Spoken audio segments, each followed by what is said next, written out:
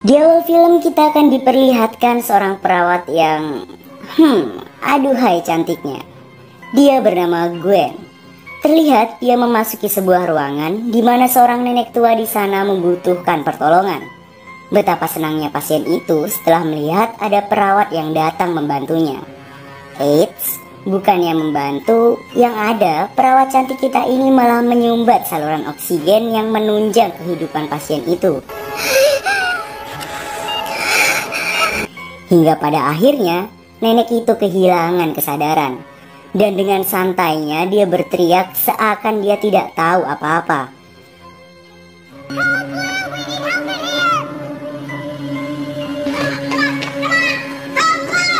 Akhirnya, para dokter datang dan langsung melakukan penanganan pertama.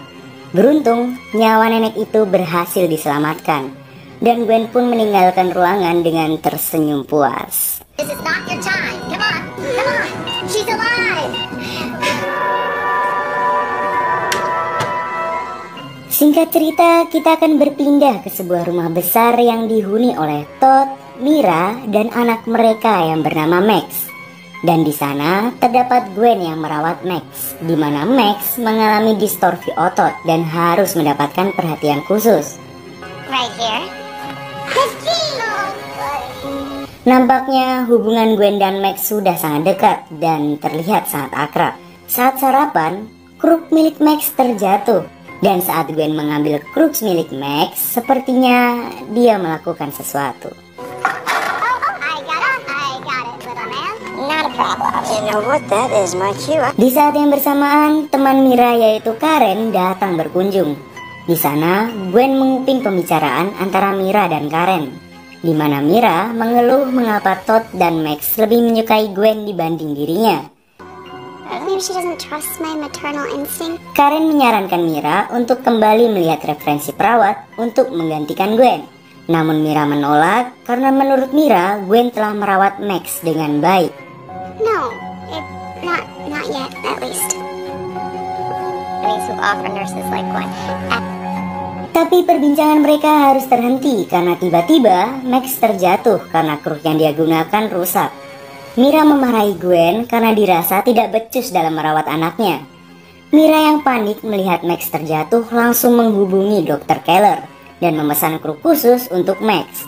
Dan di situ Gwen memanfaatkan momen untuk membuat Mira merasa bersalah atas dirinya.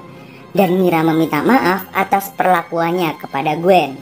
I'm so sorry about earlier. Shouldn't have blamed you. Esok harinya Mira bergabung ke sebuah komunitas distorsi otot. Ya, semacam perkumpulan orang tua yang memiliki masalah yang serupa. Di sana, Mira menceritakan kisahnya, di mana Max didiagnosa pada tahun ini karena sebuah insiden, di mana Max terjatuh saat sedang bermain. Di sana, Mira tak kuasa menahan air matanya mengingat hal tersebut.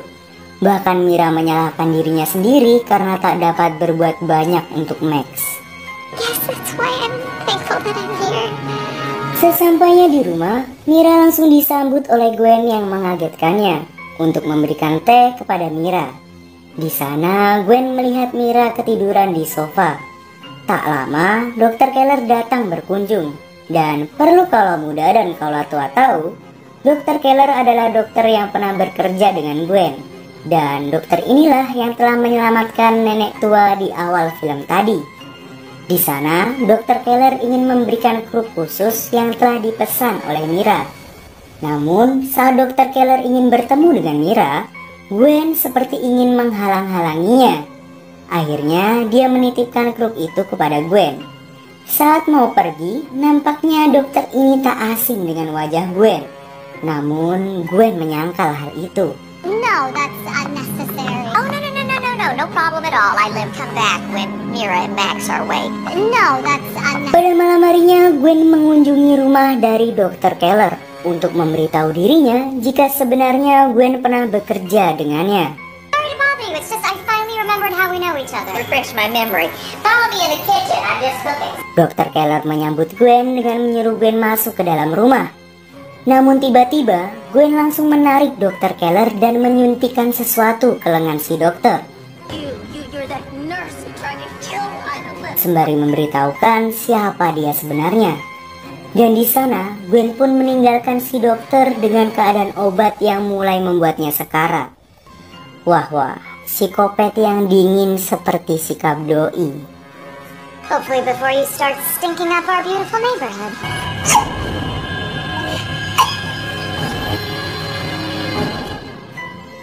Di rumah, Mira mendapatkan telepon dari seorang pria misterius bernama David. David mengaku sebagai teman komunitasnya. Di sini, David menunjukkan rasa simpatinya kepada Mira dalam usahanya merawat Max. Hi, Mira. So glad I reached you. Saat Mira ingin melihat orang yang berbicara dengannya, Mira hanya bisa melihat sebuah foto dengan resolusi yang rendah. So is mine. Just started. David mengaku anaknya juga mengalami masalah yang sama dengan Max. David juga mengaku jika istrinya sudah meninggal dan dia sekarang dibantu oleh seorang perawat dalam mengurus anaknya. I have help. Not as much as I'd want. Oh, I'm so sorry. Mira yang mendengar hal itu merasa mengambil langkah yang tepat. Namun, di sini Mira tidak mengetahui bahwa ternyata orang yang sedang berbicara dengannya sebagai David bukanlah David, melainkan Gwen yang menggunakan akun milik orang lain dan mengubah suaranya dengan alat pengubah suara agar terdengar seperti laki-laki. Paginya, Karen kembali datang ke rumah Mira yang sedang sarapan. Tapi Karen tak sengaja menumpahkan minuman kepada Todd. Saat Mira sedang melepas baju Todd yang basah, Gwen nampak terpesona dengan Todd. Thanks, baby. Gwen pun disuruh untuk membawa baju kotor tadi ke tempat cucian. Karena melihat Mira yang kurang sehat, Karen menawarkan bantuan untuk mengambilkan tasnya di ruang kerja. Namun saat melewati ruang cuci, dia mendapati Gwen yang sedang mencium-cium baju milik Todd.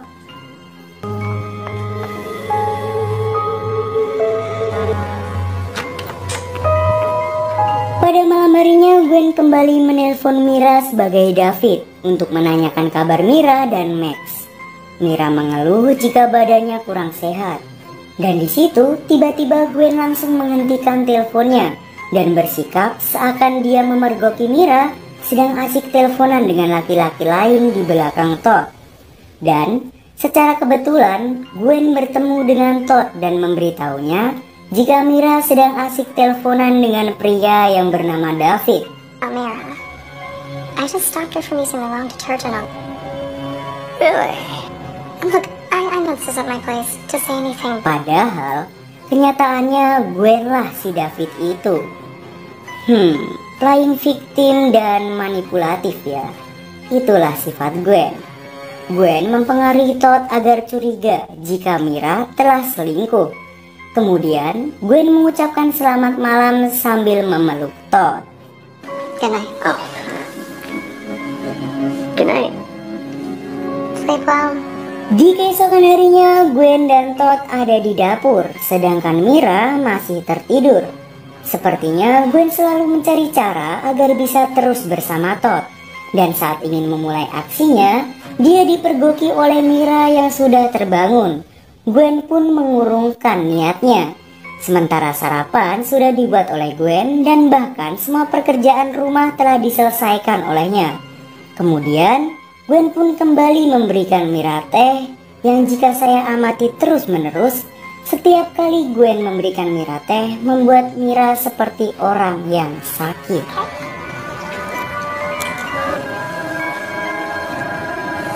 Malamnya, Mira kembali menelpon David dan menceritakan masalah di rumahnya.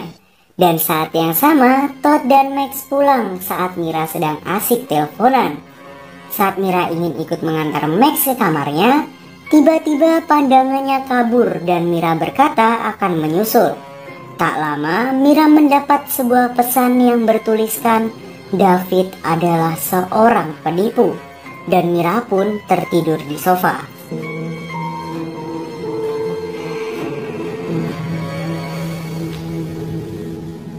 Pagi harinya Todd mencoba membangunkan Mira yang masih tertidur di sofa. Dan tanpa sengaja Todd melihat pesan semalam di HP Mira. Namun Gwen mengalihkan perhatiannya. Gwen membuat Mira terlihat seperti numpang di rumahnya sendiri. Waduh, inget Neng, itu suami orang. Don't rush yourself. I'm so sorry for being short. Lalu Mira mendapatkan pesan di mana David yang asli meminta untuk bertemu di sebuah kafe. Sesampainya di rumah, dia bercerita kepada Gwen tentang dia dan David yang akan bertemu. Diam-diam, Todd mendengar percakapan itu dan Todd berpikir bahwa istrinya benar-benar berselingkuh. Kathy, Karen thinks it's better if I meet him in about... Besoknya Mira datang ke sebuah kafe yang sudah ditentukan dan di sana sudah ada David yang menunggunya. David memulai percakapan dengan berkata nama depannya memang David, tapi dia lebih dikenal dengan Weber. David mengaku tidak pernah punya anak dan tidak pernah mengobrol sama sekali dengan Mira. Dan di sana David menjelaskan ada orang yang menyamar sebagai dirinya. Istrinya telah meninggal karena kanker paru-paru. Namun anehnya ada seseorang yang mempengaruhinya untuk berhenti kemoterapi. Sama seperti kasus yang dialami Mira saat ini. Kemudian David menunjukkan foto yang sama dengan yang dikirim oleh David palsu. Ternyata di luar sana Todd mengikuti Mira dan melihat Mira berpelukan dengan David. Kemudian David kembali ke motel tempat dia menginap. Take your time. Easy does it. Everything's good. Dan di sisi lain, Karen datang ke rumah Mira dan bertemu dengan Gwen. Di sana, Karen berbicara empat mata dengan Gwen dan mengatakan dia mengetahui kelakuan Gwen yang aneh. Lalu dia ingin memberitahu semuanya kepada Mira agar rumah tangga Mira tidak berantakan. Would you mind giving me a minute? Namun saat Karen ingin meninggalkan rumah, Gwen mengambil guci kaca dan melemparkannya ke Karen hingga tak sadarkan diri. Lalu Gwen membawa Karen ke sebuah tempat dan menyuntikkan sesuatu ke tubuh Karen, kemudian meninggalkannya bersama mobilnya. Di rumah, Mira yang sedang mengiris bawang mendapatkan pesan dari Todd jika dia akan pulang terlambat. Dan saat perhatian Mira teralihkan, Gwen mengambil pisau yang digunakan oleh Mira dan langsung pergi dengan alasan dia ingin berkencan dengan cinta lamanya. Old flames in town. Ternyata Gwen mendatangi tempat David menginap. Tapi yang bikin aneh tuh kenapa David tidak curiga kepada Gwen yang masuk ke ruangannya dan langsung menggunakan sarung tangan. Di sana dia menceritakan semuanya kepada David. Bahkan Gwen mengaku dialah malaikat maut yang telah membuat istrinya terbunuh. Kemudian Gwen langsung menusuk David dengan pisau. You with you. I'm gonna kill you. It hurts, doesn't it? Dan masih ingatkah kalian dengan darah Mira yang diambil oleh Gwen untuk dites? Ternyata dia tidak membawa darah Mira untuk dites, melainkan menebarkan darah Mira di atas tubuh David yang sekarat.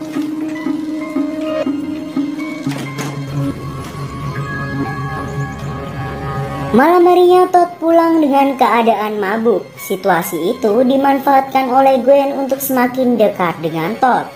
Gwen langsung membawa Todd ke kamar dan tanpa disuruh Gwen udah mau nyosor aja. Tapi kayaknya si Todd ini masih setia nih sama istrinya. Terbukti Todd menyuruh Gwen untuk langsung kembali ke kamarnya. Gwen, what's theirs?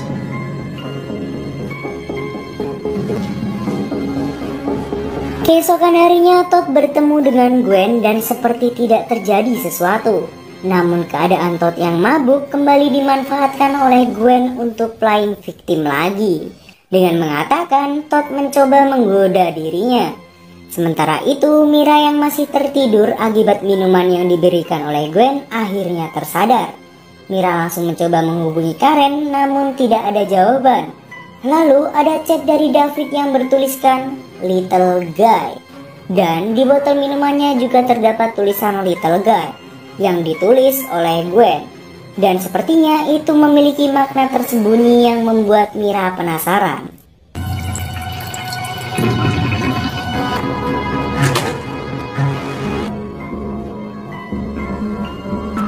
Dan saat ingin mencuci botol minumannya, di sana dia mendapati sesuatu yang mencurigakan. Mira pun langsung mendatangi kamar Gwen. Di sana dia menemukan sebuah buku tentang obat-obatan.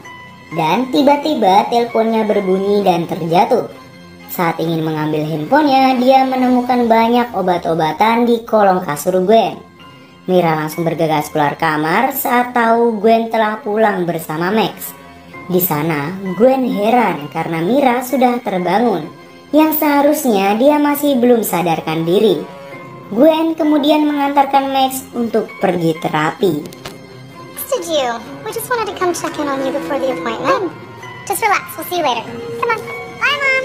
Feel better. Kemudian Mira kembali masuk ke kamar Gwen dan merekam semua yang telah Gwen perbuat padanya. Kemudian dia menelpon Todd dan mengatakan bahwa dia memiliki semua bukti tentang Gwen yang sudah dia rekam dan ingin melaporkannya ke polisi. Namun sayang, Gwen telah pulang dan di sini sepertinya Gwen telah menyadari jika Mira telah mengetahui semuanya. Dia berbohong tentang Max agar Mira mau ikut dengannya pergi dan meninggalkan seluruh barang miliknya termasuk handphone. I'll take you right to him.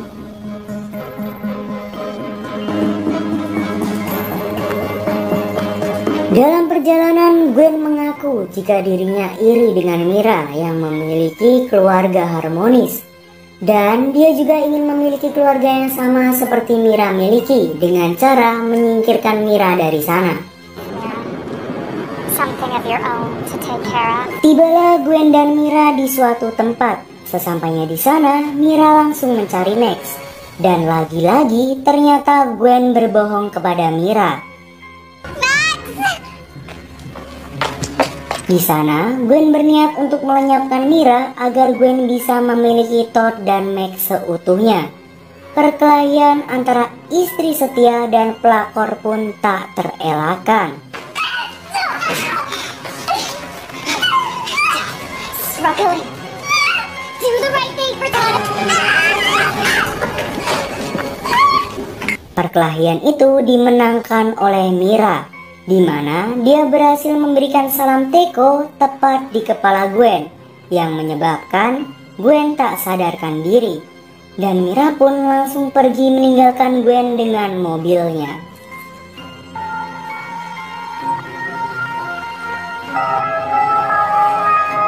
Film pun ditutup dengan kembalinya keharmonisan Todd, Mira, dan Max sebagai keluarga yang bahagia. Jadi, inti dari film ini tuh menceritakan bagaimana Gwen yang menghalalkan segala cara untuk mencapai tujuannya, di mana dia tak segan-segan menghabisi siapapun yang menghalangi dirinya. Dan di situ film pun habis.